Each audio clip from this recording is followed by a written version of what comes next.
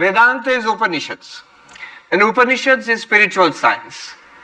So the highest of sciences, the Mundaka Upanishad says, the first of sciences, the highest of sciences, Sarvavidya Pratishtha, the foundation of all knowledge and the culmination of all knowledge is this spiritual science.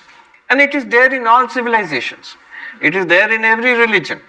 However, if I may say so, in its purest, most ancient form, the purest and direct teaching of the spiritual nature of ourselves and of all existence, you find in the Upanishads. That's why it transforms. That's why it is everybody, irrespective of, we are getting this teaching across oceans of time. Millennia have passed since the giving of the Upanishads. When we read the Upanishad, it speaks to us directly because it is telling us about ourselves, our real nature, who we are, what we are, and it is a saving knowledge. It transforms us and it helps us to attain fulfillment in life.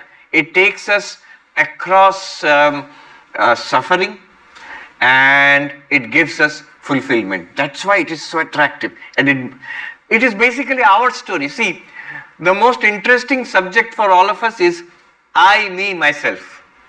And it's most boring for others. Because when we speak about ourselves, it's boring for others.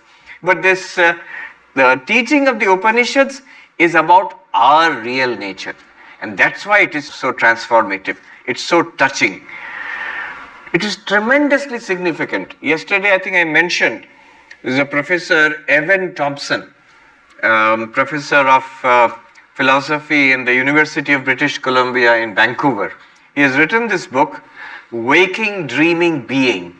It's a discussion of modern consciousness studies based on, with drawing from Vedanta, drawing from Buddhism. But there he has mentioned that this consciousness studies is not a new subject. It's a hot subject now, but it's not a new subject. He said that it started thousands of years ago on the Indo-Gangetic plains in the texts called the Upanishads. Consciousness studies started there. And then he goes on to say that these Upanishads are so significant in the history of human thought that our history should be dated as not AD and BC, but before Upanishad and after Upanishad. Beautiful. So that is the significance of Upanishads. That's the significance of Upanishads. That's why that is